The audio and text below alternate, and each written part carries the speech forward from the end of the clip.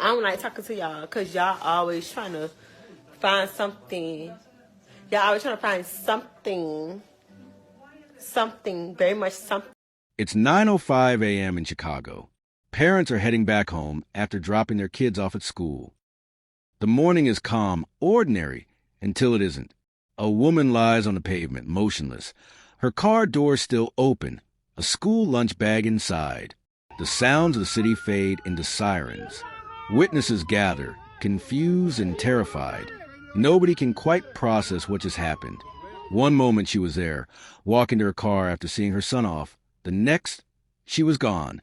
This is Mystora Crimes. If you love real stories that uncover the truth behind the headlines, make sure to like, subscribe, and click the bell icon so you don't miss any of our upcoming episodes. Now, let's talk about Romeca Meeks. To her friends and family, she was Big Meeks, a young mother with a big smile and even bigger heart. She wasn't famous, not a public figure, but she mattered deeply to the people around her. Romeca was 31, a mother, a dreamer, and someone trying to rebuild her life.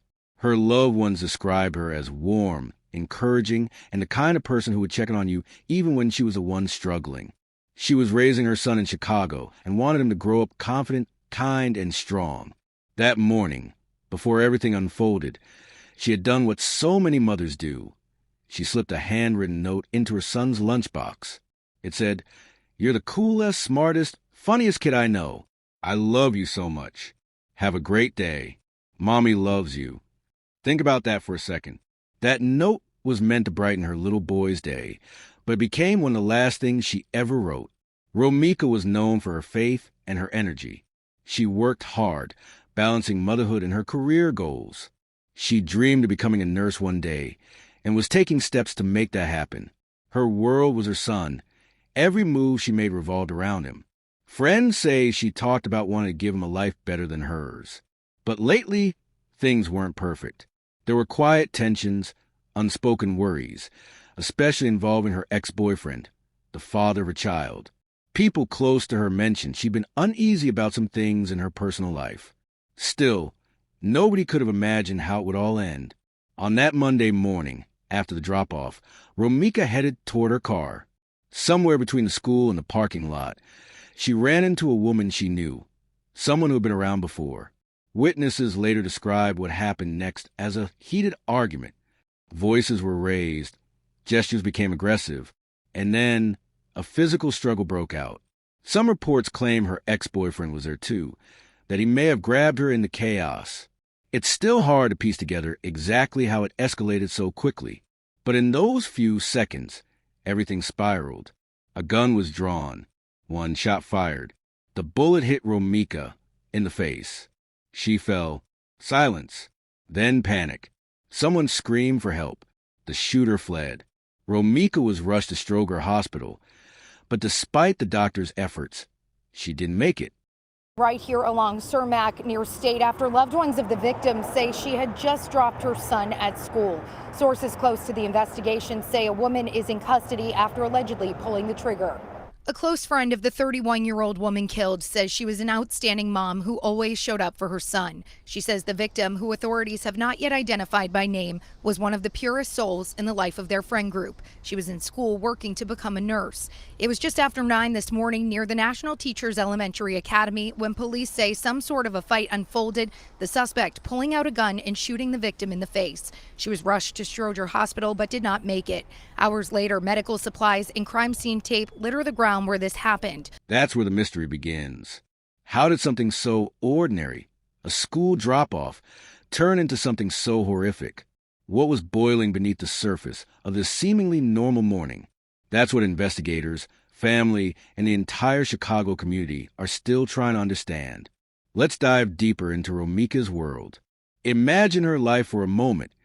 She wasn't just a mother caught in a headline. She was a heartbeat of her circle, the friend who remembered birthdays, the neighbor who checked on elderly residents, the cousin who always showed up with food and encouragement. People didn't just like her, they leaned on her. Her personality had a warmth that drew people in, and she had this laugh, loud, infectious, impossible to ignore. That laugh made you feel alive even on the dullest day. Her routines were simple but deliberate. Mornings meant making sure her son had breakfast and lunch. Afternoons were for work or classes, if she had one, and evenings were devoted to homework and family talks. But there were small quirks that made her unique. She kept her apartment full of plants, even talking to them like friends. She loved writing notes to people, small reminders of encouragement, and she had a ritual of taking a quiet moment each day, sometimes just staring out the window with a cup of coffee, thinking about the future. Recently, some of her friends noticed a change. She had been more cautious, almost tense in her interactions. She mentioned being concerned about someone from her past, an ex-boyfriend and a woman he was involved with. People close to her said she seemed like she was trying to maintain peace, but also preparing herself, just in case. There was a seriousness in her tone that wasn't always there before. But life went on. She still smiled, still laughed, still tried to keep everything in balance. On that Monday, that ordinary day, nothing in the morning suggested what was coming. She had packed a lunch, said goodbye to her son, and moved forward. But tensions that had been simmering beneath the surface were about to erupt. It's easy to look back now and see the cracks, but at the time, to everyone watching, she seemed just like any other mother, completing her morning routine. Now think about this. In the span of minutes, everything changed. What was ordinary became terrifyingly extraordinary.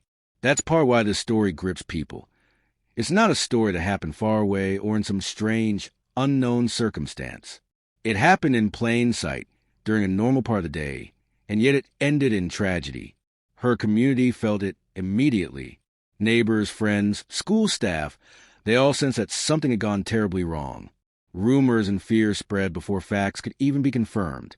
Everyone wanted to know what happened, who was involved, could it have been prevented? And while the shock of the moment set in, investigators were already piecing together fragments. Witnesses gave conflicting accounts. Some said they saw an argument. Others only saw the aftermath. People remembered gestures, words, actions differently. Phones and cameras caught fleeting glimpses, but nothing gave the whole picture. The tension wasn't just in the streets. It was in trying to figure out what had actually happened in that crucial, fleeting moment. It's in these contradictions and fragments that the story starts to unfold. And as we explore the investigation, you'll see just how complex a seemingly straightforward tragedy can be. It's not just about who did it. It's about how small, unseen tensions can build and collide in an instant, changing everything. Still really heavy police presence here near Romeca and State. You can see that police have taped off a portion of the area. Right now, detectives are surrounding a white sedan that appears to be connected to this incident. The 2200 block of South State Street in the South Loop. Chaos in every direction. Cars slowed to a crawl. Neighbors pressed against windows, some crying, some frozen in disbelief. Officers quickly cordoned off the area, collecting statements, looking for any shred of evidence that might make sense of what just happened. The first challenge? Conflicting eyewitness accounts. She's the one who shot her. She's order, but she shot her. The gun in the car. The gun in the car. Oh my fucking God! Hey, I'm getting in the car. How you feel? She just dropped her. Get up. You scared as hell, right? Scared as hell. She's scared as hell. That is not self-defense. You were trying to stop her in the car, bro. You're throwing her in the car, bro. What are you talking about? You had her in a headlock. And then you shot her, Brody. Some said they saw a woman in a struggle with Romeca. Others only saw the aftermath and assumed it was a random act of violence. One witness claimed the ex-boyfriend had been present, possibly restraining her. Another said he arrived only after shots were fired. Each account painted a slightly different picture, making it harder to know what to trust. Investigators were aware of how easily assumptions could lead them astray. Then there was the physical evidence. A single bullet had caused a fatal wound, but shell casings and footprints told a story of movement, struggle, and urgency. Investigators examined surveillance footage from nearby businesses. Glimpses of cars, shadows, fleeting interactions. They were clues, but also distractions. There were moments that seemed promising, only to be red herrings that led nowhere. Meanwhile, detectives started piecing together Romeca's relationships. Her ex-boyfriend, The father of her son and the woman involved in prior disputes became central figures. Social media hints, community gossip, and prior protective orders created a tangle of context the investigators had to unravel. Each small detail, block numbers, old messages, conversations overheard, added complexity, but nothing was definitive yet. Then came a turning point. A witness, previously hesitant to speak, revealed seeing a physical confrontation between Romeca and the woman in question just moments before the shooting. That small testimony began to form a pattern. Suddenly, the chaos of contradictory accounts began to converge. The investigators could see the outline of events, the escalation from argument to deadly violence. It wasn't just about piecing together what happened. It was about understanding why. Motive emerged as a key factor: jealousy, unresolved conflicts, past grievances. Each detail, arguments over relationships, prior threats, social tension, was a thread that, when combined, painted a picture of a crime that had been simmering quietly before exploding in a public moment. As the truth started to emerge, the investigators could begin to see how almost every step could have been prevented, yet human emotions and misjudgments had led to this tragedy. The pieces were fragile, the timeline tight, but slowly, the impossible seemed a little more understandable. The aftermath of Romeca's death shook her community to its core. Friends, neighbors, and family members struggled to reconcile the woman they knew with the violence that ended her life so abruptly.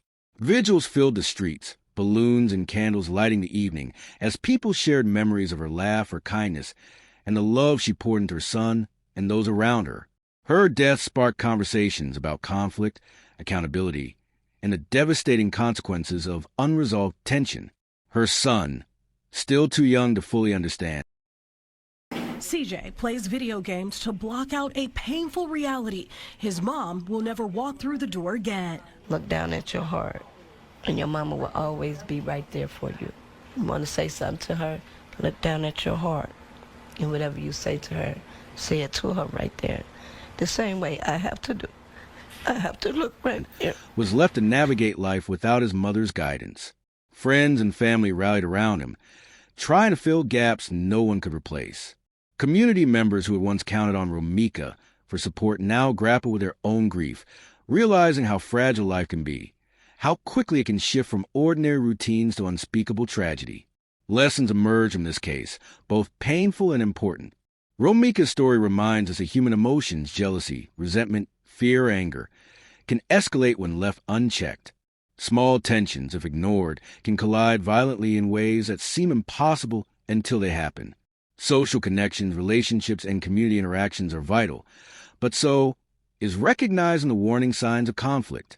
It asks difficult questions about how we engage with one another, how grudges and disputes are handled, and what steps could prevent such tragedies. And yet, there is also a twist in this story that challenges assumptions. Many initially assumed this was a random act of violence or a tragic accident. But understanding the dynamics between Romeca, her ex, and Holly Johnson shows how much the ordinary, everyday conflict we see or ignore can escalate. It's a stark reminder that danger sometimes comes not from strangers, but from tangled relationships we think we understand. Psychologically, the case prompts reflection. How do we react when confronted with betrayal or jealousy? How much control do we have over emotions that feel overwhelming in the moment? Could intervention, communication, or awareness have prevented what happened? And for those left behind, how do we process sudden loss while understanding the human behaviors that led to it? Romeca's life, though tragically cut short, was full of warmth, care, and presence. Her story continues to resonate because it's relatable. The routines, the small conflicts, the moments of joy and stress, these are familiar to all of us. The difference is that her ordinary day collided with extraordinary violence, leaving lessons in its wake that the community and the world can't ignore. As we close this episode, consider this. What tensions in your life might be simmering beneath the surface? How would you act if conflict arose suddenly? And could understanding, patience, or intervention make the difference? Reflect on those questions and think about the value of awareness, empathy, and action before it's too late. If this story has moved you, click the bell icon and share these lessons with others. Stay aware, stay safe, and remember, Sometimes the smallest moments can have the biggest consequences.